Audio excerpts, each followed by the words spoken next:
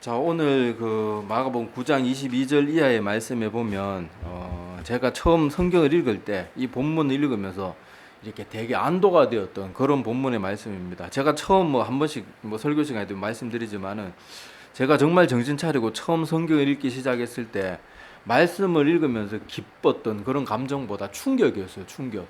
그 전까지만 해도 그냥 대충 교회만 다니고 출석만 하면 다 구원받는 줄로 그렇게 생각하고 그냥 뭐 성경을 읽든 안 읽든 뭐 신앙생활 똑바로 하든 안 하든 뭐 그래도 대충 세례 받고 그래도 뭐 어디 가서 나 그래도 교회 다닙니다 이 정도 말하는 정도 되면 다 구원받을 수 있을 거라고 막연하게 생각하고 또 그런 식으로 매일 들었어요. 그래가지고 그렇게 신앙생활을 하고 있었는데 성경을 직접 읽어보니까 예수님의 가르침이 너무너무 무서운 거예요. 다 예수님의 가르침이나 비유들은 하나같이 다 모든 사람이 다 구원받는다 이렇게 가르치는 게 아니고 너희들이 구원받는 게 얼마나 힘든 일인지 모르는 일이다. 너희가 나를 따라오려거든 십자가 질 각오를 해야 된다. 목숨을 버릴 각오를 해야 된다. 다른 사람들 아무도 찾지 않는 그 좁은 길을 너희들은 찾아내고 끝까지 그 길을 좁고 협착한 길이지만은 아무도 찾지 않는 그 길을 너희들은 끝까지 걸어가야 된다. 근데 이 말을 다른 사람들에게 한 것도 아니고 예수님의 말씀을 들으려고 땀 뻘뻘 흘리면서 먼 길을 달려온 그런 열정 있는 사람들에게조차도 이렇게 말했는 그런 주님의 가르침들을 제가 직접 성경 말씀을 볼 때 적잖이 충격을 받았어요. 그러고는 내 자신을 가만히 돌아다 보니까 예수님의 가르침대로라면 나 같은 인간은 절대로 구원받을 수가 없겠더라고요. 그런데 오늘 이 말씀을 읽는 순간 여기서부터 숨통이 트이기 시작했어요. 그래서 오늘 그 말씀을 오늘 하필 또 우리 나누는 본문 가운데 또 이 부분이 돼가지고 또 그 내용을 나누려고 합니다. 자, 먼저 오늘 본문 말씀이 어떤 줄거리가 나오는가 하면요. 여기 한 아버지가 등장하고 이 아버지에게는 한 어린 자녀가 있는데 여러분 이 어린 자녀가 귀신도 굉장히 독한 귀신이 붙었어요. 그래가지고 여러분 다 큰 자녀가 귀신한테 덮어 씌워가지고 막 자기 몸도 못 가누고 이래도 그걸 봐도 마음이 아플 텐데 여러분 여 지금 오늘 말씀해 보면은 여기 아이라고 되어 있고 언제부터 그랬는가 물어보니까 아주 어렸을 때부터 그랬다고 대답을 하거든요. 생각해보세요. 여러분 고사리 같은 손으로 귀신이 사로잡을 때마다 손이 비비 돌아가고 그 몸을 가지고 막 자꾸 부리고 무리고 자기를 몸을 해하는데 막 혼자 막 달려들고 그러다가 또 여기 말씀해 보면은 막 여기 26절 말씀해 보면 나갈 때도 경련을 이렇게 하고 나가지만은 그 앞에 우리 그 20절 21절 뭐 이런 말씀들도 보면요. 이 귀신이 이 아이를 그냥 못 살게 굴어요. 막 파리하게 만들고 숨도 못 쉬게 만들고 그냥 죽기 일보 직전까지 뻑하면 그런 식으로 애를 그러니까 갖고 노니까 이 어린 아이를 보는 그 아버지의 마음이 어떻겠어요? 여러분 우리가 내 자녀가 아니더라도요 조만한 꼬마애가요 간질병 같은 거에 걸려가지고 바닥에 쓰러져 발작하는 거 보면 마음이 얼마나 아픈지 모릅니다. 그런데 여기 아버지가 자기의 가장 사랑하는 자식이 한두 번도 아니고 아주 꼬마일 때부터 어쩌다 이렇게 이상한 귀신이 붙어가지고 이런 일을 한두 번도 아니고 생각해보세요. 멀쩡한 아이가 갑자기 불 속으로 막 뛰어들어가고 깊은 물 속으로 막 뛰어들어간다고 생각해보세요. 얼마나 마음이 아프겠어요. 그렇게 이렇게 고통을 당하고 있는데 아무도 고치지도 못하는 그런 차에 예수님에 대한 소문을 이 사람이 들은 거예요. 그리고는 한 줄기 소망을 가지고 이 예수님을 찾아왔는데 하필 또 찾아왔는 이날이 예수님이 우리 앞에 내용은 무슨 내용이었어요? 예수님께서 변화산에 베드로, 야고보, 요한 3명만 데리고 변화산에 올라가 있는 상태였어요. 그런데 하필 도착하는 날이 가는 날이 장날이라고 예수님 자리 비운 그런 시간이었고 또 이 지금 그 귀신 들린 아이 아버지가 왔을 때는 또 성경 말씀에 보면 서기관들이 또 제자들한테 달라붙어 가지고 무슨 내용인지는 확실히 모르지만 또 뭔가를 가지고 논쟁을 하고 닥달을 하고 막 못살게 굴고 있는 그런 상태였거든요. 그러니까 지금 안 그래도 서기관들한테도 시달리고 지금 예수님은 그 자리에 없고 당황스럽고 또 귀신도 보통 독한 귀신이 아니라 가지고 잘 나가지도 않는 귀신이 붙어가지고 왔으니까 제자들이 지금 우왕좌왕 지금 막 자기들도 죽을 맛인 거예요. 그렇게 지금 막 큰 공경 가운데 있는데 여기 오늘 본문 말씀에 보면 그때 마침 예수님이 또 드라마처럼 영화처럼 딱 등장을 하셔가지고 그렇게 이제 주님과 대화를 나누는 그런 장면이 나오는데 자 오늘 이 아버지의 모습을 가만히 보면요. 지금까지 주님을 찾아왔던 많은 사람들은 좀 다른 모습을 가지고 있어요. 자 지금까지 우리가 봤을 때 예수님을 찾아왔던 많은 사람들은요. 확고한 믿음을 가지고 왔었습니다. 우리 잘 아는 뭐 12의 혈루증 앓았던 여인은 어떤 마음을 가지고 왔습니까? 내가 저분의 옷자락에 손만 닿아도 이 병이 나을 거다. 그렇게 왔고, 또 여러분 그 예수님의 큰 칭찬을 받았던 백부장은 뭐라 그랬어요? 아이고 주님, 저희 집에, 저희 같은 누추한 집에 올 필요 없습니다. 예수님이 말씀만 하면 나을 거라는 거 좀 믿습니다. 제 종들도 제가 오라 하면 오고 가라 하면 갑니다. 저는 그 주님의 능력을 믿습니다. 그렇게 했고요. 소경 바디메오는요, 예수님을 부를 때 그냥 예수님 랍비 이렇게 안 부르고 다윗의 자손이라고 불렀다는 것은 이미 메시아로 인정한다는 뜻이에요. 그런데 그렇게 소리를 지를 때 소경 바디메오를 향해서 사람들은 어떻게 취급했습니까? 너같이 눈 물고 저주받은 놈이 어디 떠드냐, 어디 감히 자꾸 시끄럽게 떠들어, 막 이런 식으로. 옛날에 우리 어렸을 때만 해도요, 장애인들을 보면 아무 죄도 없고 그 사람 장애 가지고 태어난 것만도 억울한데, 꼭 동네 못된 어른들 보면요, 그런 약한 사람들 막 무시하고요, 막 괴롭히고 장난치고, 아유, 저 악한 사람들이 많아요. 그래, 여기 바디메오는 그렇게 타박을 받고 무시를 당하면서도 예수님은 저를 고칠 수 있습니다. 그러면서 다윗의 자손 예수여, 그러면서 계속 소리 질러가지고 고침 받잖아요. 그 외에도 수많은 주님을 찾아왔던 많은 사람들이 확고한 믿음의 모습을 가지고 주님 앞에 찾아왔어요. 자, 그런데 오늘 본문 말씀에 보면요, 이 아버지는 이미 제자들에게도 조금 실망을 한 상태예요. 지금 못 내쫓으니까 실망을 한 상태고, 서기관들도 옆에 자꾸 성질 사납게 하고 막 머리 어지럽게 만들고 있고. 자, 그래서 지금 이 아버지는 예수님이 돌아왔을 때도 뭐라고 말하는가 하면, 예수님, 당신은 제 아이를 낫게 해주실 것을 제가 확신합니다, 이렇게 말하지 않아요. 자, 오늘 22절 본문 말씀 22절 한번 보세요. 자, 이 아버지가 예수님에 대해서 말할 때 뭐라고 말하는가 하면, 자, 22절 중간쯤부터 보면요, 무엇을 하실 수 있거든 우리를 불쌍히 여기사 도와주옵소서. 그러니까 능력이 되면 도와주고, 뭐 능력 안 되면 어쩔 수 없고, 뭐 이런 식의 그런 마음을 가지고 말하고 있어요. 자, 그런데 이 아버지도 그럴 것이, 지금 제자들도 제대로 뭐 고치지도 못하는 상태고, 서기관들은 당시 그 종교 지도자 계층에 있는 위대한 사람들이었잖아요.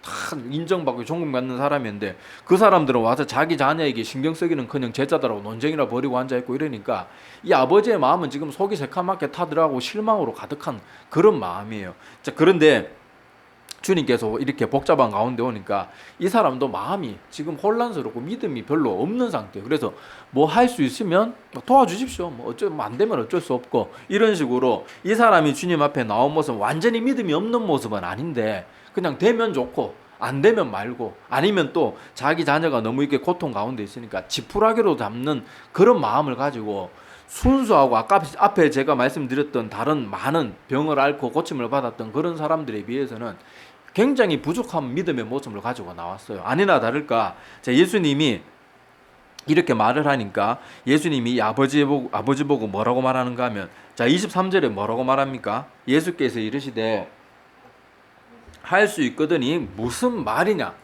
믿는 자에게는 능히 하지 못할 일이 없느니라, 능치 못할 일이 없느니라, 그렇게 말씀을 하시는 거예요. 자, 제가 지금 우리 뭐 새벽기도 때도 우리 요한복음 나누고 있고 마가복음도 수요마다 나누고 있는데, 제가 여러 번 말씀드리잖아요. 예수님은요, 우리의 부족함과 연약함에 대해서는 크게 나무라지 않아요. 예수님 앞에 나왔던 세리와 창기들, 예수님이 과거 하나하나 다 덜먹거리면서 이 천하의 도덕적으로 타락한 나쁜 놈들아 막 그러면서 책망 꾸짖지 않았어요. 그런데 예수님은 유독 뭐만 보면은 탁 책망하고 탁 뭐 노하셨는가 하면요, 불신의 모습을 가지고 나올 때는 절대로 가만두지 않아요. 항상 그것을 책망하셨어요. 항상. 지금까지 여러분 우리 요한복음 마가복음 나누면서 계속 그게 반복되잖아요. 반복되는 건 뭐라는 말이에요? 중요하다는 거예요. 예수님이 한번 가만히 생각해, 지금까지 우리 뭐 다 나누지는 않았지만 요한복음 이제 거의 막바지로 가고 있고, 마가복음도 지금 반 왔어요. 16장까지니까 8장이니까 딱 반 왔는데, 지금까지 복음서에 나타난 예수님은요, 우리의 연약함이나 제자들이 부족하고 안식일에 뭐 저 밀 부벼 먹고 이런 거 가지고 크게 나무라지 않았어요. 막 바리새인들 죽여야 된다 막 그러지만은, 그런데 예수님은 유독 우리 생각에는 믿음이 부족할 수 있지, 그거 갖고 뭐 그런 이렇게 생각할 수 있는 거는 예수님이 굉장히 책망하고, 오히려 우리 생각에 막 우리 뭐 어떤 사람들은 뭐 주일날 뭐 어디 밥 사 먹었다 그러면 막 욕하고 막 어디 그리스도에 막, 예수님도 그런 가지고는 그렇게 뭘 안 했단 말이에요. 자, 그런 것들을 보면 예수님의 관심은 항상 뭐에 있는가 하면요, 믿음 없고 불신앙에 대해서는 철저하게 사람들을 적어야 하는 거예요. 그런데 우리가 연약하고 부족하고 약간 좀 뭘 몰라가지고 실수하는 거 가지고는 앞으로 얼마든지 고칠 수 있으니까 그런 가지고는 심하게 뭐라 그러지 않으세요. 근데 오늘도 예수님 앞에 나왔는 이 사람이 어떤 모습을 가지고 있습니까? 지금까지 주님을 찾아왔던 사람들은 확고한 믿음을 가지고 왔기 때문에 예수님으로부터 어떻게 칭찬받고 내가 우리 이스라엘 백성들 중에도 이만한 믿음을 못 봤다. 백부장 그렇게 칭찬했고 저기 열두의 혈루증 앓은 여인도 옷에 닿는 순간 하나님의 능력이, 그러니까 그녀의 믿음이 하나님의 능력을 흡수하는 거예요. 강력한 믿음이 있으니까. 자, 그런데도 그 혈루증 앓은 여인을 어떻게 합니까? 칭찬하고 보내잖아요. 이제 건강해가지고 그렇게 내 믿음대로 되었으니까 건강하여 있어서 이제 잘 살게 될 거라고 그렇게 축복하면서 보내고 그랬는데, 자, 오늘 이 귀신 들린 아이의 아버지에게는 예수님께서 혼을 냅니다. 어디 내 앞에 나오는 자가 할 수 있거든요. 뭐냐, 할 수 있거든요. 여기 이 사람 완전히 부정하지 않았어요. 그래도 할 수 있거든이라고 그래도 뭔가는 여지는 두었는데 주님은 그것조차도 용납하지 않는 거예요. 하나님 앞에 나오는 사람은 그런 모습으로 나오면 안 된다는 거예요. 자, 가만히 이걸 예수님께서 또 하나님께서 왜 이 믿음 없는 것을 왜 싫어하는가, 그걸 한번 예를 들어서 설명을 해볼게요. 자, 우리에게 유치원에 다니는 자녀가 있다고 생각을 해봅시다. 근데 유치원 중에 조금 다른 애들보다 덩치 크고 힘 좀 센 놈이 맨날 우리 아들이 괴롭히는 거예요. 근데 이 녀석이 집에 와가지고 엄마 아빠한테 일러 바치는 거예요. 우리 유치원에 되게 심술 맞고 덩치 큰 놈 하나가 있는데 그놈이 얼마나 힘이 센지 맨날 우리 약한 애들 괴롭히는데 힘들어 죽겠다고 그렇게 하소연을 시큰하더니 엄마 아빠 보면서 엄마 아빠가 아무리 힘세봐야 걔한테는 당해내지 못해요. 걔가 얼마나 힘센지 몰라 이러고 있으면 자, 부모님 입장에서는 어떻겠어요? 아니, 아버지 같은 경우에는 군대도 갔다 와가지고 한 손만 가지고도 얼마든지 제압할 수 있을 텐데 엄마 아빠가 아무리 힘이 세도 걔한테는 안 돼 이러면 얼마나 가짠겠어요. 이건 뭘 뜻하는가 하면요, 부모를 무시하는 처사밖에 안 되는 거예요.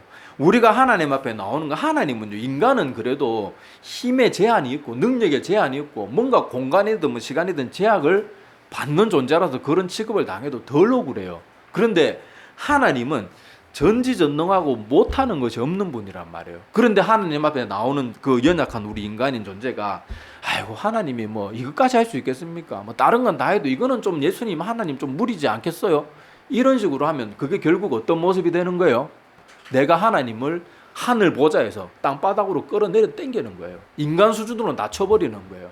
하나님을 멸시하고 하나님을 만홀히 여기게 되는 거예요. 그러니까 불신앙 우리가 가볍게 생각하면 안 돼요. 많은 사람들이 주일날 성도들 밥 한 번 사 먹고 앉는 거는 사람들 앞에도 그렇게 면박을 주고 목사란 사람들이 성도들 상처 주고 그러면서 불신앙에 대해서는 괜찮습니다. 아니에요. 불신앙이 가장 큰 죄예요. 우리가 주일날 밥 사 먹었다고 지옥 안 갑니다. 그렇다고 주일날 돈 쓰란 말 아니에요. 근데 그런 실수 가지고는 지옥에 안 가지만 불신앙은 지옥에 간단 말이에요. 근데 우리는 왜 늘 반대로 가르치냐고요. 왜 반대로? 불신앙이 가장 하나님을 멸시하는 거예요. 멸시하는 거예요. 그래서 예수님이 보면요, 다른 건 다 참으셨지만은 항상 주님 앞에 나오는 사람들이 의심하는 모습, 다 믿지 못하는 모습, 조롱하는 모습, 이런 모습으로 나올 때는 예수님이 철저하게 꾸짖는 거예요. 그래서 우리 여기 오늘 읽지는 않았지만 지난주에 나눴던 19절 말씀을 한번 보세요. 이 제자들의 불신앙의 모습도 봤을 때, 자, 19절 말씀에 보면 대답하여 이르시되 믿음이 없는 세대여 내가 얼마나 너희와 함께 있으며 얼마나 너희에게 참으리요. 주님은요, 우리 믿음이 없는 것은 참을 수 없을 만큼 힘든 일이에요. 하나님이 보시기에는.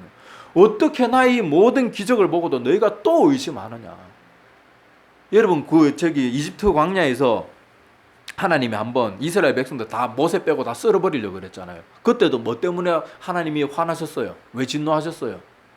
이 백성들이 내가 이때까지 일으킨 그 수많은 기적을 보고 날마다 만나와 메추라기의 기적을 보고 구름기둥 불기둥으로 날마다 인도해주고 날마다 이렇게 기적을 베푸는데 이들이 나를 10번이나 거역하고도 아직도 정신을 못 차린다. 내가 이 모든 것들 다 썰어버리고 내가 모세 너를 통해서 새로운 민족 얼마든지 이룰 테니까 내가 이번에 말리지 마라 막 이러면서 굉장히 진노하시잖아요. 그때도 이스라엘 백성들이 하나님을 못 믿는 거예요. 그 하나님은요, 우리 인간들이 하나님 앞에 나올 때 믿음 없이 나오는 것을 굉장히 싫어하세요. 진노하시고 불쾌하게 여기시는 거예요. 아까 그 예를 생각해 보세요. 아빠가 아무리 힘세도 우리 유치원에 걔는 도저히 못 당해요. 막 이러면은 아이고 이 자식이 이게 그래서 얼마나 무시당하는 거예요. 그러는 것처럼 하나님은 그거보다 훨씬 크신 분이고 천지의 창조주신데 우리가 불신앙으로 나오는 건 얼마나 하나님을 우습게 여기는 그런 모습인지 모릅니다. 그래서 예수님이 우리가 혼날 만한, 우리 생각할 때는 와 이거는 많이 혼날 것 같은데 예수님은 때로는 너그럽게 이해해 주시고 넘어가시지만은요, 불신앙만큼은 한 번도 예수님이 그럴 수 있어 괜찮아 이런 식으로 넘어간 적이 한 번도 없어요. 한 번도 없어요. 그걸 꼭 기억하셔야 돼요. 자, 그래서 히브리서 11장 6절에 보면 믿음이 없이는 하나님을 기쁘시게 하지 못하나니 하나님께 나아가는 자는 반드시 그가 계신 것과 하나님 존재를 믿어야 된다는 거예요. 그리고 또한 그가 자기를 찾는 자들에게 상 주시는 이심을 믿어야 할지니라. 하나님께 나아가는 자는 반드시 믿음이 있어야 된대요. 하나님께 나아가자는 믿음이 있어도 되고 없어도 되고가 아니에요. 하나님께 나아가는 자는 반드시 믿음이 있어야 된다고 히브리서 11장 6절이 가르치고 있어요. 특히 히브리서 11장 6절은 여러분들이 꼭 외워두세요. 토시 하나 안 틀리게 못 외우더라도 그 내용 정도는 외우고 있어야 됩니다.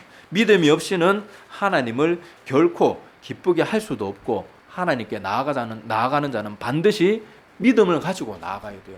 불신앙, 의심, 믿는데도 온전히 못 믿고 긴가민가하는 그런 믿음으로 나아가는 건요, 다시 말씀드리지만 하나님을 멸시하고 무시하는 것밖에 안 되는 거예요. 그래서 하나님께는 능치 못할 일이 없는 줄로 압니다. 그리고 하나님이 제 모든 기도에 응답하지 않더라도 제가 기도한 것보다 더 하나님께서 더 좋은 뜻이 있는 줄로 압니다. 무조건 하나님은 믿고 신뢰하고 나가는 거예요. 인간에게는 무조건이 통하지 않습니다. 그런데 하나님은 우리가 무조건 신뢰해도 되는 존재란 말이에요. 그러니까 그런 하나님께 믿음을 가지고 나가야 됩니다. 그래서 믿음은요, 우리 모든 신앙의 시작이고 끝이에요. 신앙의 모든 과정도 믿음이에요. 제가 이 말씀도 여러 번 드리잖아요. 우리의 신앙은 항상 믿음으로 시작하고 믿음으로 유지되고 믿음으로 끝나고 믿음으로 구원받아요. 믿음으로 심판을 이기고 자랑하는 거예요. 그런데 그 믿음은 뭘로 증명이 된다고 하나님의 법정에서는 우리 삶의 열매로.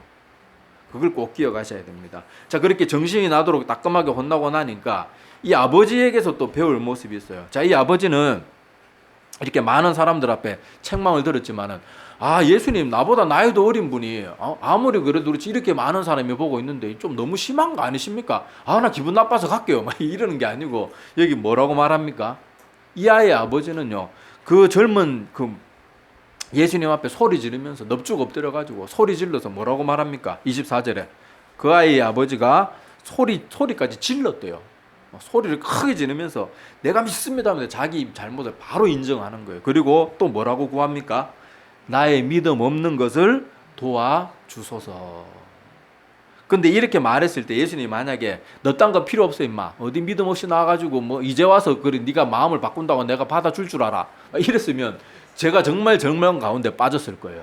근데 예수님은 이렇게 했을 때 뭐라고 반응합니까? 오늘 25절 이하에 보면요, 더 이상 이 사람의 믿음 없는 것이나 불신앙에 대해서 책망하거나 나무라는 모습이 하나도 없어요. 그러고는 그 사람의 소원을 들어주시는 거예요. 여기에서 제가 얼마나 마음이 그렇게 나 같은 우리 인간에게도 소망이 있구나, 그렇게 마음이 안심이 되었는지 모릅니다. 그런데 이 아버지의 모습을 통해서 기억해야 될 것은요, 하나님이 자기의 잘못을 깨닫게 해주고 꾸짖을 때 즉시 자기의 잘못을 소리 지르면서 인정할 줄 아는 그런 겸손한 마음을 잘 봐야 돼요. 물론 이 사람이 믿음이 없이 나왔어요. 근데 우리 주님 앞에 나와서 신앙생활하는 수많은 우리들 중에 확고한 믿음을 가지고 나온 사람이 몇 프로나 되겠습니까? 대부분은 이 아버지와 같은 믿음이 훨씬 많단 말이에요. 그런데 이 사람이 주님 앞에 지금 용납받은 이유는 뭐예요?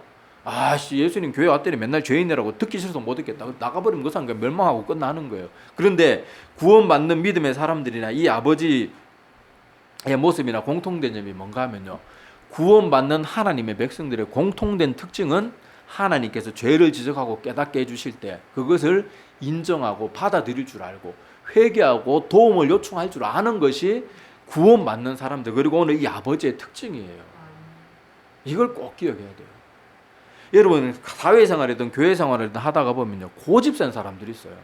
절대로 자기 잘못한 거를요, 분명히 자기가 잘못한 게 증거가 드러나고 모든 게 다 판명이 나도요, 끝까지 자기 잘못한 거 죽어도 인정 안 하는 사람들이 있어요. 그런 사람들 많아요.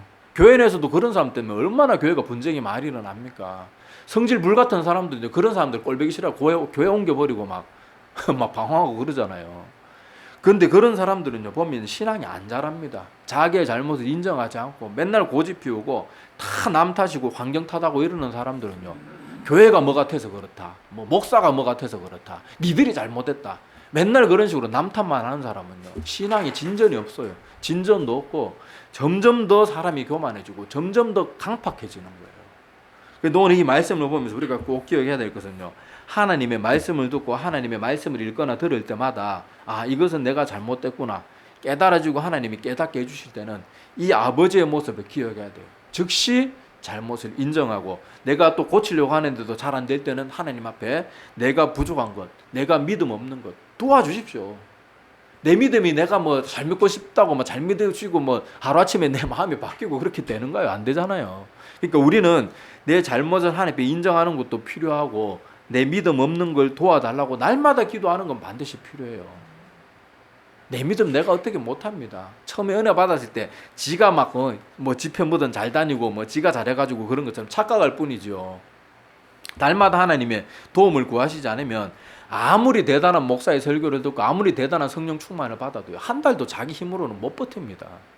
그러니까 우리가 오늘 이 말씀을 꼭 보면서 이 아버지가 이렇게 자기의 부족하고 하나님 앞에 불신앙의 모습으로 나왔고 책망을 들을 만큼 옳지 않은 모습으로 나왔지만은 그래도 자기의 잘못을 인정하고 주님 앞에 도움을 구했을 때 예수님이 더 이상 묻지도 따지지도 않고 무슨 그 이순재 나오는 광고 카피 같이, 예? 더 이상 묻지도 따지지도 않고 그렇게 주님께서 한번 보세요. 더 이상 이 사람이 아이고 내가 지금 고쳐주긴 고쳐주는데 내가 속상해서 말이야 이놈 자식이 막 이러면서 안 한단 말이에요. 아무 말도 하지 않으시고요, 더 이상 이 사람이 자기의 잘못을 인정하고 도움을 구하기 때문에 한 말씀도 하지 않고 고쳐주시는 거예요. 그래서 제가 하나님 말씀 읽을 때 예수님의 비유를 볼 때마다 너무너무 무서웠는데 이 말씀 보고 얼마나 제가 힘을 얻었겠어요. 그리고 이 말씀 외에도 예수님이 이 땅에 오셨을 때 내가 의인을 위하여 이 땅에 온 게 아니고 죄인을 위하여 이 땅에 왔다, 그 말도 참 힘이 되는 거고, 하나님 앞에서 우리 말씀 앞에 서면요, 우리는 정말 소망 없는 존재예요. 주님의 여러 가르침대로 우리가 살려고 그러면 도저히 살 수 없어. 하나님의 도우심이 아니고는 살 수가 없어요. 그래서 요즘 새벽에 나누는 포도나무 비유도 뭡니까? 너희 열매는 내가 맺게 해주는 것이 너희들이 맺게 하는 게 아니래요. 너희가 내 안에 거하면, 그러면 열매를 맨날 이렇게 돼 있지, 열매 맺으면 내가 나한테 받아줄게, 너희들 열매 어느 정도 맺어서 나한테 와, 이런 식으로 말하지 않는단 말이에요. 열매는 너희들이 맺을 수 있는 게 아니야. 너는 내 안에 거하기만 해. 그러면 열매는 저절로 맺게 되는 거야. 그게 예수님의 계속된 가르침이에요.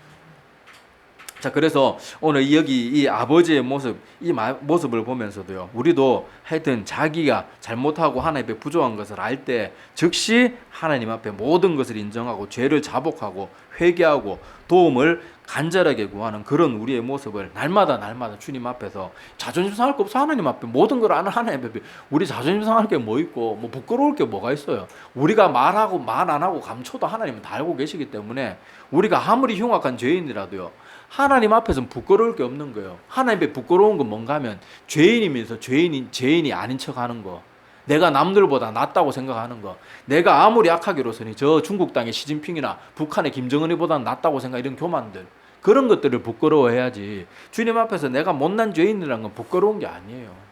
그거는 겸손하게 자기를 인정할 줄 아는 것이, 그것은 오히려 하나님이 기뻐하시는 모습입니다. 하나님은 겸손하게 자기를 하나님 앞에 모든 걸 내어놓는 사람들을 기뻐하시는 거예요. 그거 우리가 꼭 기억하셔야 됩니다. 자, 그래서 오늘 주님 그래서 이 귀신 들린 아이의 아버지, 이 적극적인 회개와 뭐 이렇게 간절한 구함을 들어주시는 이 주님의 모습을 꼭 기억하고, 가룟 유다와 같이 주님 곁에 늘 머물면서도 실제로는 그 속이 변하지 않아가지고 끝까지 자기의 죄인됨을 인정하지 않고 맨날 돈의 유혹에나 그렇게 마음이 빠져가지고, 우리 이 땅을 살아가면서 예수님 곁에서 3년의 공생의 사역을 함께 할 수 있는 그 특권을 누린 사람이 이 인류 이 지구상에 살아가는 수많은 사람들 중에 몇 명밖에 안 되잖아요. 그 어마어마한 특권을 가지고도 가룟 유다는 그 태도와 마음의 상태가 안 바뀐 거예요. 그런 놀라운 기회를 가지고도. 그러니까 얼마나 안타까운 결과를 가집니까? 그런데 이 귀신 들린 아이의 아버지는요, 이렇게 자기의 부족함을 인정하고 도움을 구하니까 가룟 유다 같은 3년 내내 같이 함께 하지도 않았는데도 하나님 앞에서 그 기도의 요구들을 주님께서 들어주시는 것을 우리가 볼 수 있는 것입니다. 그래서 야고보서 1장 5절에도 보면요, 이런 말씀이 있어요. 너희 중에 누구든지 지혜가 부족하거든 모든 사람에게 후히 주시고 꾸짖지 아니하시는 하나님께 구하라. 그리하면 주시리라. 이렇게 말하고 있는데 여기 지혜뿐만이 아니고 우리 믿음 없음도 오늘 이 아버지와 같이 나의 믿음 없음을 도와주십시오. 그렇게 우리가 하나님께 구해야 됩니다. 그래서 먼저는 우리가 성경 말씀을 보면서 나의 절망적인 상태를 깨닫는 게 정말로 중요해요. 십자가 앞에서 우리 인간이 얼마나 비참한 존재고 자기 의로는 도저히 구원에 이를 수 없는 비참한 존재라는 걸 사실 마음이 서늘하도록 깨달아야 돼요. 그만큼 깨닫는 만큼 하나님을 더 붙들게 되는 거예요. 자, 그래서 우리가 꼭 기억했으면 좋겠습니다. 그래서 오늘 이 아버지가 주님 보시기에는 책망받을 만한 모습으로 나왔지만은, 그리고 주님은 다른 건 다 이해해 주시고 참아 주시고 용납해 주시지만은 불신앙만큼은 하나님을 무시하는 처사이기 때문에 항상 그것은 책망하셨다는 거 기억하고, 또 그렇지만은 그렇게 부족함조차도 책망받을 만한 일조차도 겸손하게 인정하고 회개하고 도움을 구하는 자는 주님이 절대로 외면치 않고 멸시치 않는다는 것을 우리가 기억하면서 오늘 이 아버지와 같은 믿음을 가지자는 말은 아니에요. 그런데 우리가 부족함이 발견될 때마다 이렇게 주님 앞에 나왔던 이 귀신 들린 아이의 아버지와 같은 이런 겸손하고 온전히 주님 앞에 납작 엎드릴 수 있는 그런 겸손한 모습을 통하여서 날마다 하나님의 도우심을 공급받는 우리 모두가 되기를 소망합니다. 그래서 이 혼란스럽고 막 우리 영적으로도 너무 힘든 이 시대에 항상 생명의 진리의 길을 바르게 걷게 되는 우리 모두가 되기를 소망합니다.